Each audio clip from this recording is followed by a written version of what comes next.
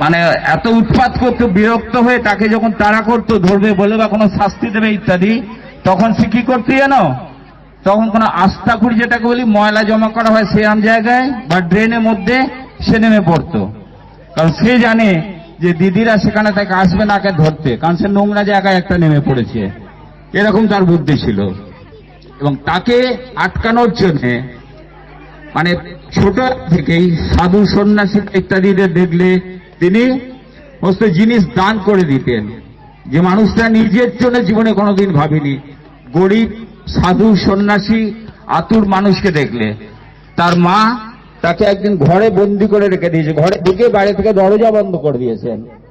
তখন দিলে বা নরেন্দ্রনাথ সেটা কি করেছে না, জানলা দিয়ে রাস্তার ধারে বাড়ি যারা যাচ্ছে ওখান থেকে মায়ের শাড়ি বা বাবার ধুতি কাপড় ইত্যাদি ইত্যাদি ওখান থেকে দিয়ে দিয়েছে।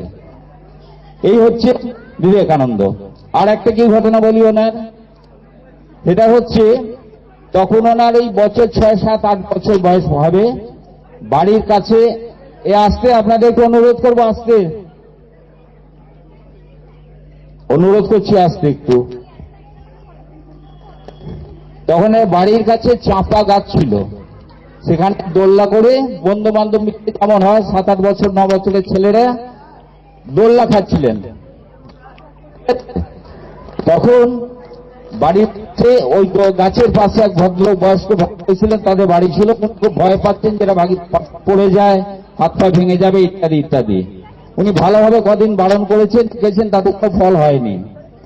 তারপর উনি একদিন বলছেন যে বড় বড় চোখ করে একটু অভিনয় ভঙ্গিতে, বাচ্চা তোমরা জানো তো এই চাপা গাছে ব্রহ্মদত্তি আছে, যে কোনো সময় গলা টিপতে পারে। খুব স্বাভাবিক, কারণ কথাটি শোনার পর পরের দিন থেকে আর অন্য কোনো বাচ্চা ছেলে সেই চাপা গাছের তলায় আসেনি দোল খেতে। একমাত্র ছেলে একটি এসেছে, সেটি নরেন্দ্রনাথ। পরবর্তীকালে ওকে যখন খুঁজে না পেয়ে বন্ধুরা বলছে তুই কোথায় গিয়েছিলি, বলছি আমি কেন ওখানেই গেছিলাম দোল খেতে চাপা গাছে। তখন তারা বলছে কেন গাছে যে ব্রহ্মদত্তি আছে। তখন সেই 7 বছরের ছেলেটির যে উত্তর ছিল সেটা কি তোমরা কেউ জানো? সেই 7 বছরের ছেলেটির বুদ্ধিদীপ্ত যে উত্তরটি ছিল সেটি হচ্ছে ব্রহ্মদত্তি সত্যি যদি গাছে থাকতো তাহলে এতদিন আমাদের মাথা ঘাড় মোটকে দিত। উনি বলার পরে ব্রহ্মদত্তি অ্যাক্টিভ হতেন না। এই যে বুদ্ধিমত্তা, এই ছেলেই পরবর্তীকালে স্বামী বিবেকানন্দ হয়ে গোটা পৃথিবী জয় করেছিলেন, ভারতবর্ষের মুখ উজ্জ্বল করেছিলেন। এরপর দীর্ঘ বক্তব্য ছিল, অডিয়েন্স আরো খুব একটা ভালো লাগছে না, কারণ অডিয়েন্স যে হারে ডিস্টার্ব করছে না, বুঝতে পারছি না আমি কোথায় এসেছি। খুব স্বাভাবিক কারণেই এটা উপযুক্ত পরিবেশ এর সাপোর্টটা পাওয়া যাচ্ছে না। আমি যারা কিছু মানুষ যারা শুনছেন তাদের জন্য আমি মানে খুব কষ্ট করেই বলছি আর কি, মানে এই পরিবেশে কষ্ট করেই বলছি যে নরেন্দ্রনাথ দত্ত যখন জন্মগ্রহণ করেছিলেন তখন ভারতবর্ষ ছিল পরাধীন, ব্রিটিশ দ্বারা পদদলিত, এবং কিছু ভারতীয় তখন ব্রিটিশদের তাবেদারি করত, এবং বেশ কিছু মানুষ ভারত মাতার মুক্তির জন্য জীবনপণ লড়াই করছিলেন। সেই বিবেকানন্দ জীবনের ধ্যান জ্ঞান ছিল ভারতবর্ষ। উনি মনে মনে উচ্চারণ করতেন ভারতবর্ষ, ভারতবর্ষ আমার পরাধীন মা, আমার ভারতবর্ষকে উনি মা বলে সম্বোধন করতেন। সেই ভারতবর্ষের উন্নতির জন্য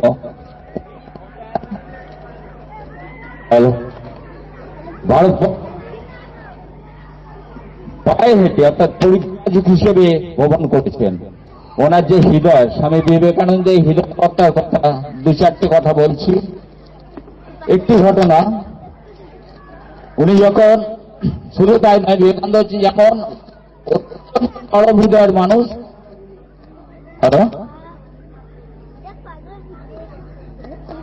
একইভাবে ছিল অত্যন্ত কঠোর।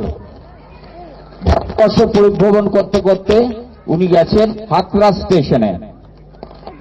তো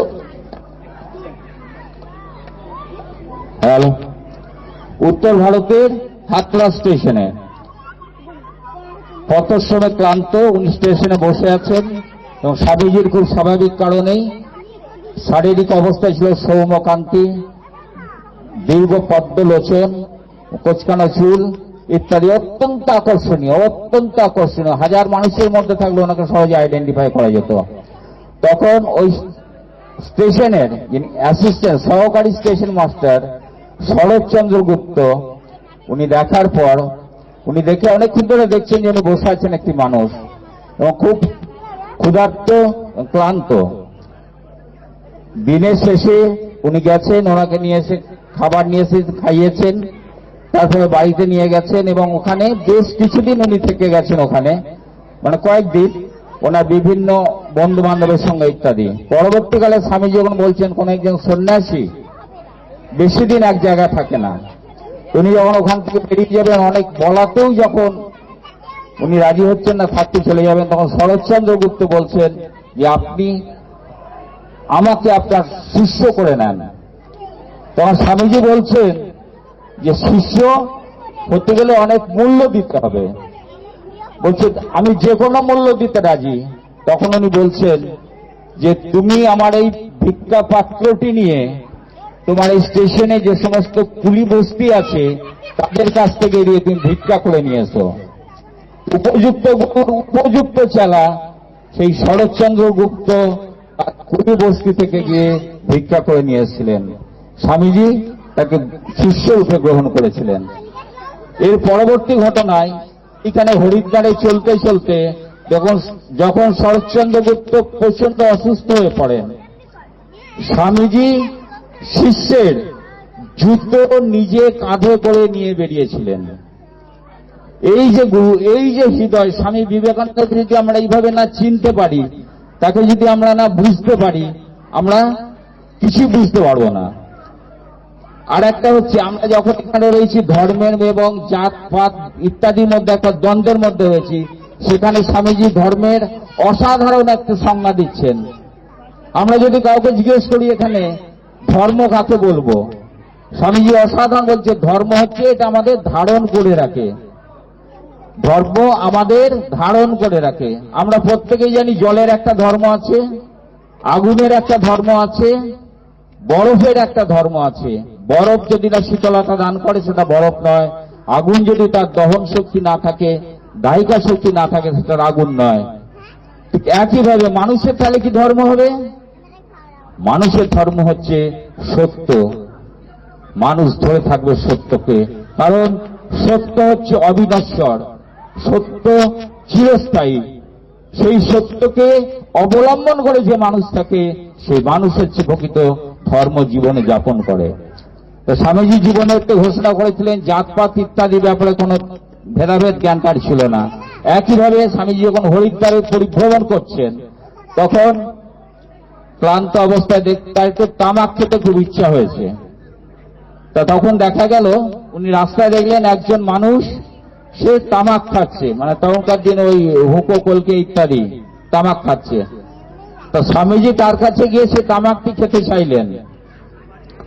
সে মানুষটি স্বাভাবিক কারণে খুব সংকুচিত হয়ে গেল, নিজে বলল যে না, আমি হচ্ছি ভাঙ্গি অর্থাৎ ম্যাথর সম্প্রদায়ের মানুষ, আমি এই তামাকটি আপনাকে কি করে দেব। স্বামীজি কিছুদূর চলে গেলেন, তারপরে গিয়ে ভাবছেন আমি তো সন্ন্যাসী, সুতরাং আমি তো জাতপাতের কোনো ভেদ করব না। সেই স্বামীজি আবার ফিরে এলেন, সেই ভাঙ্গি মানুষটি যে তামাক খেয়েছিলেন সেটা তিনি আবার খেলেন।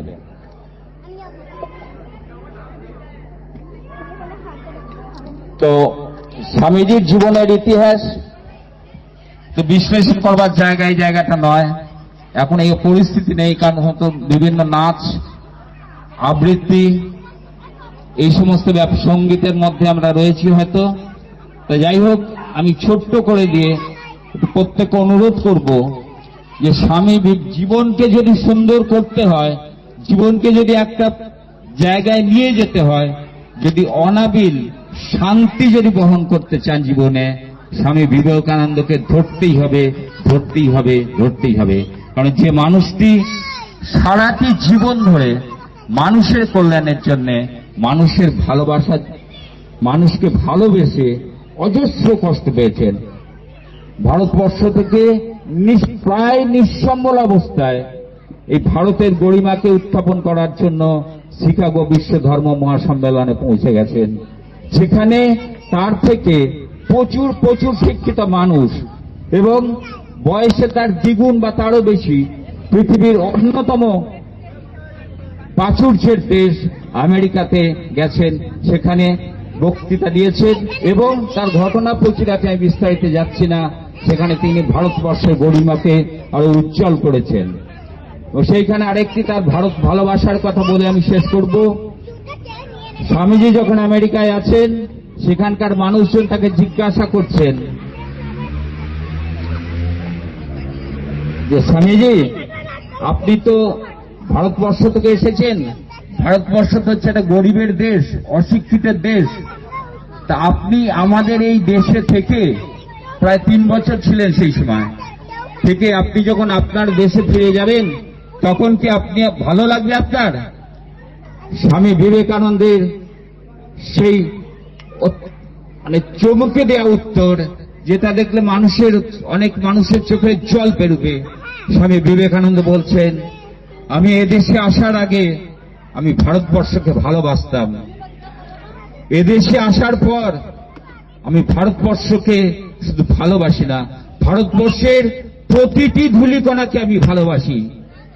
এই যে মানুষ, এই যে আমাদের বন্ধু, সেই বন্ধুকে আমরা ভালো না বেসে পারবো? আমরা আমাদের জীবনকে যদি প্রকৃত মানুষ পদবাচ্য করে তুলতে চাই, এই মানুষটির পদতলে আমাদের আসতে হবে। সেই মানুষটি তার হাত বাড়িয়ে নেবেন আমাদের, আমরা পশু থেকে মানুষে এবং মানুষ থেকে দেবত্বে উন্নীত হব। এই অসীম আশা রেখে সকলকে আন্তরিক শ্রদ্ধা, ভালোবাসা এবং নমস্কার জানিয়ে শেষ করলাম। ধন্যবাদ।